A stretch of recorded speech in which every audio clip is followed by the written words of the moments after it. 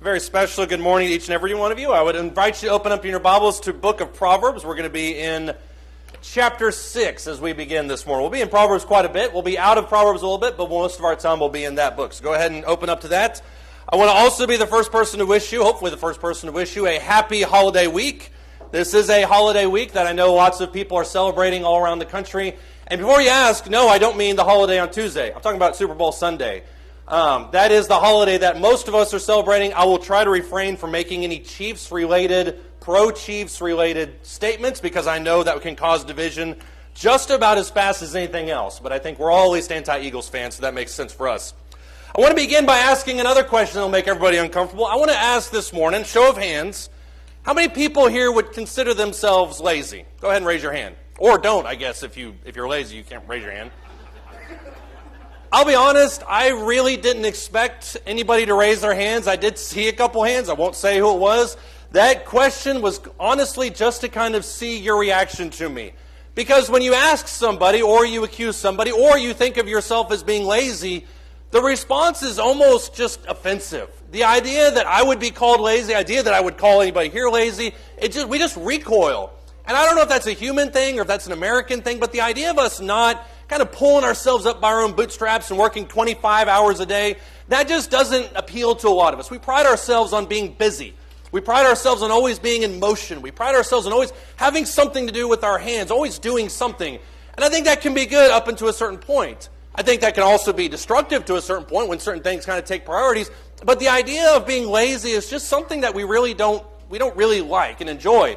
I think it's interesting, though, when you consider the idea of how over history, how people have perceived laziness, is because the idea of somebody not doing anything. The idea of somebody kind of just sitting in their armchair, obviously they didn't have armchairs and TVs 2,000 years ago, but the idea of just sitting in your armchair watching TV, that was perceived as kind of the ideal. For some reason, I always think of the cartoon Garfield the cat, the idea of the big orange cat that just sits and eats lasagna all day. That, in a lot of people's minds, is the ideal, because for history's purposes, that symbolized wealth. That symbolized the idea that you were so powerful that you could just kind of have everybody do your work for you. But at least in today's world, the idea of slothfulness, or the idea of laziness, is not something that we aspire to.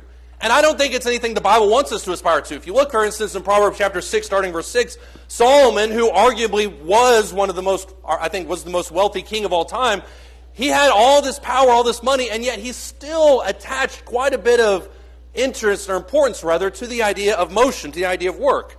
He says, for instance, Proverbs chapter 6, "Go to the ant, O sluggard, observe her ways and be wise, which having no chief, officer, or ruler, prepares her food in the summer and gathers her provision in the harvest. How long will you lie down, O sluggard? When will you then arise from your sleep? A little slumber, a little folding of the hands to rest. And your poverty will then come in like a vagabond and your need like an armed man." Solomon is very pragmatic when he discusses this idea. He talks about the fact that if you're slothful, if you're lazy, and you keep kind of putting things off to the next day, then eventually that check is going to come due. Eventually those things that you kept kind of pushing off down the road, eventually the reality of it is going to hit you. And you're going to find yourself completely and woefully unprepared for the eventuality that arrives at your doorstep. And so Solomon advises here in Proverbs chapter 6, go to the smallest of creatures, of which there are plentiful. Go to the smallest of creatures and examine how they operate. They operate, number one, without any kind of supervision whatsoever. They have the foresight to know and understand the seasons and the times, and they anticipate certain things. They don't need to have a chief. They don't need to have a ruler. They know that there are certain things that they need to do about their day. They also, as he talks about here, prepares in advance for those things. If I have the foresight and the understanding, which all of us hopefully have been blessed with, the foresight and the understanding to anticipate at least a moderate amount of things in the future, then I'm going to rightfully anticipate that. That's the basis of something like retirement savings. We all know that, Lord willing, we will eventually prayerfully reach retirement age. We all anticipate that. You might as well prepare for it. And that's what he's talking about. I'm not your financial advisor. That is a free piece of advice that I read about on the internet. But that is at least a little bit of what he talks about there in Proverbs chapter 6, the anticipation of things. So when he talks about the sloth, and the sloth is not a minor figure if you look in the book of Proverbs. The idea of the sloth is repeated, either alluded to or directly, more than 14 times in the book of Proverbs. So Solomon anticipates that, especially amongst his people, of being potentially a real problem. So what is a sloth? When you think about what a sloth actually is, I think the best definition that I've read about it at least in recent times, is a person whose character is defined by inaction. Now keep in mind what I'm not saying. A sloth is not somebody who just wants to take a day off. A sloth is not somebody who's worked all week and I'm going to sit and binge watch Netflix on Saturday because after all I put in a 70-hour work week. That's not a sloth. That's somebody who's taking a day off. A sloth also is not somebody who is so racked with feeling overwhelmed or discouragement or depression or anxiety that they really can't move. That doesn't really define who they are. A sloth is somebody who very simply has the capabilities to move. There's no real excuse. And chooses, for whatever reason, to not move. A person that could go out, spiritually speaking, and evangelize, who could come to services, who could read their Bible, who could have a prayer life, but they just choose that they would rather spend another hour on social media. Something like that. A person whose character is defined by inaction. Look in Proverbs chapter 26, if you would. You see a little bit more of this definition taking place here. Proverbs chapter 26. It's interesting how often he returns to the idea of a sloth in the book of Proverbs, almost as if he has a whole bunch of admonitions and things to say, and then he says, not like the sloth. That's kind of how he characterizes it. In Proverbs chapter 26, starting in verse 12, notice how the bookends specifically on this passage show up. He says in Proverbs chapter 26 and verse 12, do you see a man wise in his own eyes? There is more hope for a fool than for him. I want you to ponder why he says that, especially given the context. Look at verse 13. The sluggard says there is a lion in the road. A lion is in the open square. Obviously, he's just making excuses. As the door turns on its hinges, so does the sluggard on his bed. The sluggard, notice how the metaphor and the description intensifies. The sluggard buries his hand in the dish, and he is weary of bringing it to his mouth again. Literally, I reached into the buffet line, and I didn't have the willpower or the strength or the fortitude to bring that scoop of mashed potatoes back to my table. I'm just standing there looking at it. Because that's all it is. I just don't have the energy to bring that hand back. That's the description that he's getting for here. But notice how he ends this in verse 16. He says in verse 16, the sluggard is wiser in his own eyes than 7 men who can give a discreet answer. That's the exact same way that he opened that phrase with. And so the bookends of this description of the sloth in Proverbs chapter 26 begin and end with this idea of somebody who is so smart. They feel like they've figured the whole world out, that it is so much nicer in their eyes to not work because, after all, it's much better to have just stuff handed to you. And that's why he says in verse 16, the sluggard is wiser in his own ways than 7 men who can give a discreet answer. I don't need to know why I've sinned. I don't need to know what I need to do because, after all, I'm the smartest guy alive. Look at my life. It's full of leisure. It's full of inaction. It's full of comfort. It's full of pleasure. A sloth is somebody whose life is defined by inaction. And as you look at the characteristics of the sloth here in Proverbs chapter 26, you have somebody, for instance, who can't be taught or proven anything wrong. They're completely unreasonable. Because after all, who's going to argue with somebody whose life is filled with comfort? They resist any kind of unnecessary movement. They're unable, as we mentioned a second ago, to complete even a task, but they also make really lame excuses for their inaction. Well, I can't go to Brookshire's today because, after all, there's a lion in the middle of the road. Well, there's not a lion. But as my mom used to say, if you don't want to do something bad enough, any excuse is good enough. There's not a reason why I can't do something. I just, quite frankly, don't want to do it. And I'll make up any excuse to have for that. Let me reiterate the fact that there's absolutely zero reason, when I talk about a sloth, there is zero reason why a person can't do these things. They just simply don't want to. And I think there's an attitude that's at odds with God when you look at this perspective. It's not as if being slothful is just something that society looks down on. It's not as if being slothful and lazy is just something that we as Americans, and especially as Texans, we just don't like. That's not really what's at play here. Because the sloth, in God's eyes, is somebody who's really not going to go out and evangelize. The sloth is not somebody who's going to try to make any effort to better themselves, to drive forward towards God. They're comfortable with how they are. They don't want to move. And so the sloth, for instance, would say something like, well, you know that task that I have that I really need to get done? I'll do that tomorrow. As after all, why put off or why do today what can be put off till tomorrow? I'll do that later. Notice what Solomon has to say in Proverbs chapter 20 verse 4. The lazy one does not plow after the autumn, so he begs during the harvest and has nothing.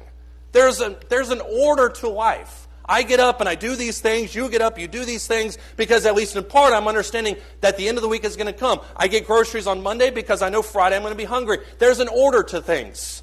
And the sloth, for instance, looks in Proverbs chapter 20, verse 4, and says, why would I do that now? Because after all, I can do that later. Well, eventually you string enough those days together, and you've accomplished nothing. God, on the other hand, looks at this and says, you need to deal with that today. I want you to look in Ephesians, the 5th chapter. This phrase kind of keeps rattling around in my brain this week when I was thinking about this idea of the sloth. I found myself unconsciously working harder on this sermon than I probably did most of them, just because of the very ironic nature of it. It's just I didn't want to be accused of it and putting this lesson together. Ephesians chapter 5, though, this passage just kind of kept coming back to me. Because in Ephesians chapter 5, right before he talks about the armor of God and the diligence of standing strong there in Ephesians chapter 6, verse 10 through 18, and all the fortitude that something like that requires, he then talks in Ephesians 5 about something that is usually overshadowed. This is the description where he talks about singing and how you use it as a proof text for no instrumental music. But listen to the context of what he talks about here. Ephesians chapter 5, starting verse 5, really, actually, you can back up to verse 14. He says, for this reason it says, awake, sleep, arise from the dead, Christ will shine on you. Therefore, be careful how you walk. Not as unwise men, but as wise, making the most of your time because the days are evil. Don't be foolish, but understand what the will of the Lord is. Don't get drunk with wine because that is dissipation. Be filled, rather, with the Spirit. Speak to one another, verse 9, in psalms and hymns and spiritual songs, singing and making melody with your heart to the Lord, always giving thanks for all things in the name of our Lord Jesus Christ and to God, even the Father, and be subject to one another in the fear of Christ. That passage that we oftentimes isolate and talk about as being only about instrumental music really kind of uses music as a footnote in it. Because if you back up, especially earlier in this chapter, we don't have the time to read this entire chapter, but if you back up to read what he says, especially there in verse 8 forward, he's talking about the eventual anticipation of the judgment of God. That eventually there is going to be a time where we'll all kind of give an account of our actions before God. We'll all stand before him. And that's why verse 14 he says, arise, sleeper, awake. Don't be in slumber anymore. Do something about your spiritual condition. And then as he moves forward in this discussion, he talks about the very idea of somebody who should not do this, but should do this. Don't get drunk with wine because that's dissipation. That hazes the mind. It wastes days because you spend your day in stupor and blackness. There's blackheadedness. There's nothing going on up there. You don't really know what's happening. The days are passing. Instead of filling your days with meaningless nothing like that, sing songs to one another. Discern what the will of God is. Move forward. Try to make an advancement in your life today towards God. Because God expects that of his people. If you look forward in the book of Proverbs chapter 31, you see this very characteristic given to somebody like the virtuous woman. In Proverbs 31, just for guys' sake, is a great chapter to read to your wife on Tuesday. It's a great chapter just in general to study and to look at. I'm just handing out free hints all over the place here. And Proverbs 31, when it talks about the virtuous woman, doesn't mince words when describing her industriousness. And I think that's an underutilized characteristic of this. Because we talk in Proverbs 31 about her responsibility, about her beauty, we talk about her authority, but her industriousness comes into full view in Proverbs 31. And you kind of get the idea that as Solomon, or Lemuel rather, is talking about the virtuous woman, he's describing somebody that you can depend on. We talked about deacons this morning, for instance. We talked about the high moral character that deacons need to have in anticipating the needs of the local congregation. Elders have that in a spiritual context. But the idea to anticipate when things are happening and taking care of them now before they become a bigger issue later. In Proverbs chapter 31, starting verse 15, it says that she rises also while it is still night and gives food to her household. And she gives portions to her maidens. In other words, the people that need to go out into the day, that are going to depart from the house, the people who are going to take care of the house. Verse 16, she considers a field and she buys it. From her earnings she plants a vineyard. She girds herself with strength and she makes her arm strong. And then she also, verse 18, senses that her gain is good and that her lamp does not go out at night. She anticipates things. There's an industrious newer that sees what needs to take place and takes the logical steps necessary. But it's not just, as Proverbs 31 talks about, for her. It's for her household. She wakes up in the morning, Proverbs 31 woman does, and she looks at her household and she says, what does my husband need for the day? What do my children need for the day? What do the people who are working in my house, the maidens, what do those people need for the day? And then after all that, they're able to, and contrary to the sloth, look back at their situation and say, I did good work. I handled my business. I did what I needed to do. She's not, as the sloth is, somebody who says, I'll take care of it tomorrow. Because what the virtuous woman understands is that life is made up of those moments, that 1% that you get better, that 1% of preparation, that 1% of industriousness every single day, that when the storm shows up, we can handle that. And isn't that a little bit of how our faith develops? We sometimes think, and we sit in these worship services and we read our Bible and we think to ourselves, well, eventually someday, whenever the persecution happens, if there is going to be a persecution in our lifetime, when I'm persecuted for my faith, that's when I'm going to be strong. That's not when you be strong. You develop the strength for that day today. You develop the strength for that day tomorrow. You develop the strength for that in these little moments that we sometimes say, well, I'm too tired to go to worship services. I'm too tired to expand myself. I could look in this book and I could look at Proverbs 7 and I could see more about what Solomon has to say about this discussion of the harlot and the youth, but I'd rather play video games. And then a moment shows up like that one from the harlot and the youth. And you think, well, I can handle it, obviously. I've got the intellect. I know what I need to do. But we didn't build up that strength throughout the time. The sloth says something like, I'll do it tomorrow. And God says, these are the skills you need to be developing today. The sloth also asks themselves, almost hourly, what is the minimum amount of effort that I can do to accomplish this task? I know that I have all these jobs that I probably should be doing, but those are bonus points after all. Those are things that you get if you are really, really good. What's the least amount that I can do today? The sloth says this in Proverbs chapter 12, verse 27. A lazy person does not roast his prey, but the precious possession of a person is diligence. Do you see the metaphor that Solomon's getting at here? The metaphor that he's addressing here is somebody who goes out and hunts with their bow and arrow, with their 12 gauge or whatever you people hunt with these days. Notice I'm not a hunter, obviously. They shoot game, they drag it back in, and then they stare at it in the corner of their house. Because after they've expended X amount of effort, they don't have the Y amount of effort to finish the job. And notice how ludicrous this scene is, that somebody would literally starve to death rather than take 10 minutes to get a fire going and cook what they've spent all day looking for. That's the insanity of the sloth. What is the most minimum amount of effort that I can possibly do to attain what absolutely has to be done in this moment at this time period? God says, on the other hand, do more than you think. We don't have to look at what Colossians chapter 3 says. It's just these two verses in verses 23 through 24. But Paul takes a break after he talks about pushing forward to God in those first few verses of Colossians chapter 3. And then he talks about removing divisiveness and greed and idolatry from you. He has these wide sweeping commands in Colossians chapter 3. And then he says in verse 23, do your work heartily, as to the Lord and not as to men. If you're keeping score at home, that's the exact same admonition that he would give to slaves. People that he says also, when you do your work for your master, don't do it as to the master, do it as to God. The concept is the same. When you go about your daily life, when you do your work, don't do it in terms of what you need to do today. Don't do the bare minimums that your boss will pass by your cubicle and think, well, there's Brady over there, he's doing a good job, and moves on. Think about ways, and I know that's a loaded statement when we talk about the workplace. Think about ways that maybe you can do a little bit more. Think about ways that we can better ourselves. Think about ways that we can really add to our skill set. Think about things that we can bolt on to our daily activity that will provide just that little bit more. I love what Solomon says in Ecclesiastes. He speaks very bluntly throughout the entire book, but he says in the book of Ecclesiastes, do your work while it is the day. I think he says this around chapter 9. He says, do your work while it is still today, because there's no pleasure in the grave where you're going. In other words, when that curtain closes on your life, whenever that day comes, the work is done.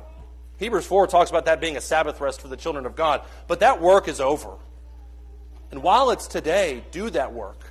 I love what Jesus says in Matthew chapter 25 when he talks about the story of the parable of the talents. Look at Matthew chapter 25. Matthew chapter 25, starting in verse 24. There's a reason why, as Jesus is talking about kind of in a lead up towards the judgment day, which is what most of chapter 25 is about. In the lead up to the discussion of the judgment day, he has this discussion about the talents and what's expected of his people. In Matthew chapter 25, starting in verse 24, you have the 5-talent man, the 5-talent man that shows up. He has 5 more talents. You have the 2-talent man that shows up. He has 2 more talents. Look at verse 24. The one who also had received the 1 talent came up and said to him, Master, I knew you to be a hard man, reaping where you didn't sow and gathering where you scattered no seed. And I was afraid and went and hid away your talent in the ground. See, you have what is yours. Do you notice what he did there? He made the line in the road excuse.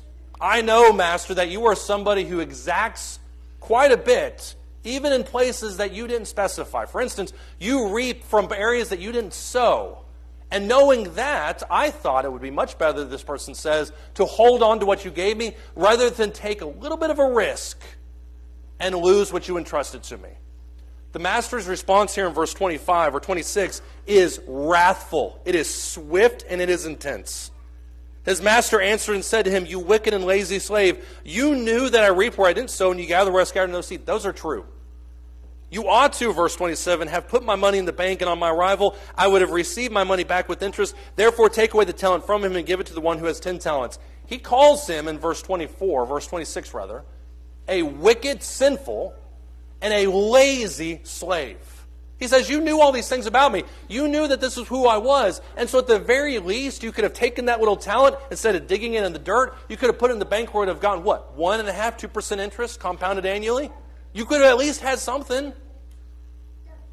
But you were so scared of doing the wrong thing that you did the one thing that I did not want you to do, which was do nothing. I think what you see in this, when you extrapolate this out to the discussion of God and His kingdom, is that God has given all of us, this is the obvious analogy, that God has given all of us various talents to employ in our life. And all of us have different skill sets. Ephesians chapter 4 talks about that a little bit more length. But all of us have different talents. If you don't think you have one, look a little deeper. I promise you, you do. But all of us have different talents that we can employ in a strictly spiritual sense. I can talk to people. I can help people. I have money that I can help people with. I can study with somebody. I can resist temptation. I can aid a brother. I can do all these things. And sometimes our fear gets in the way of it. And because our fear of anxiety of doing the wrong thing gets in the way, we end up doing absolutely nothing. And what Proverbs chapter 25 shows us is that inaction, in some ways, is a lot worse than failure. That God would rather us try to do anything than to sit on our hands and wait for Judgment Day. When Paul talks to the church at Thessalonica, 2 Thessalonians chapter 3, he issues yet another scathing rebuke for these people. And Thessalonica is a nice city. I've never been there. I hear it's nice in the summertime. Thessalonica is a very nice city. In 2 Thessalonians chapter 3, starting in verse 10. 2 Thessalonians chapter 3, starting in verse 10. Paul gives himself as an example of what needs to be done up until that point. But in verse 10, he says, "For even when we were with you, we used to give you this order. If anyone's not willing to work, then he's not to eat either." If you're not going to put into the group, then you don't deserve to take anything out of it. "For we hear," verse 11, "that some among you are leading an undisciplined life, leaving no work at all, but acting like busybodies. Now such persons we command and exhort in the Lord Jesus Christ to work in quiet fashion, eat their own bread. As for you, brethren, do not grow weary of being good." And in verse 14, 15, he puts an apostolic stamp on it.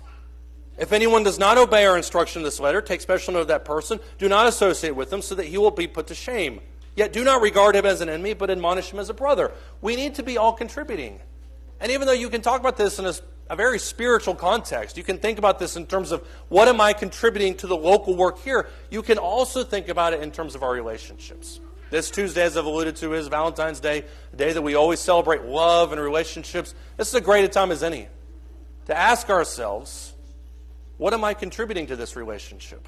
How am I actively trying to make my spouse or my significant, what am I doing to make them better? You can put that out to all of our relationships. How am I helping those around me? How am I helping, or what am I putting into these things?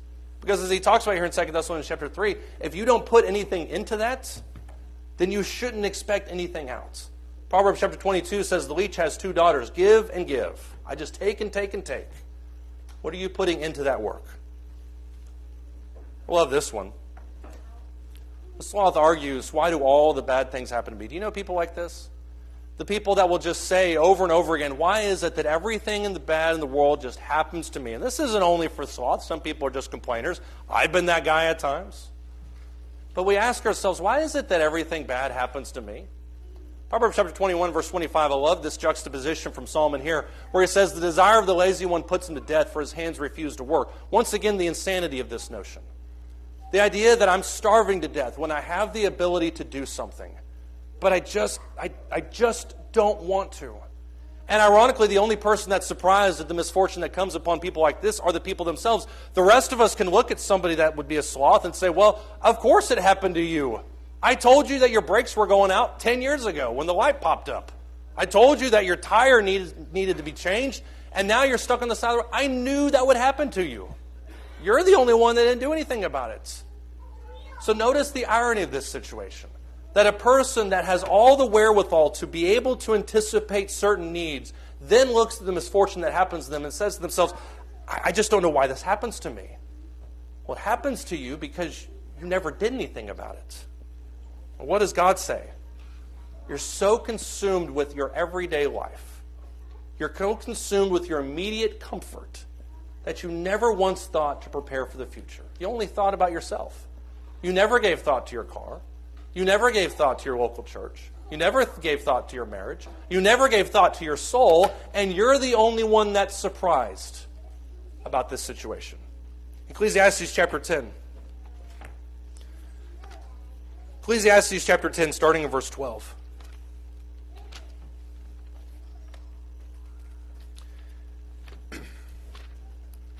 Ecclesiastes chapter 10, starting in verse 12.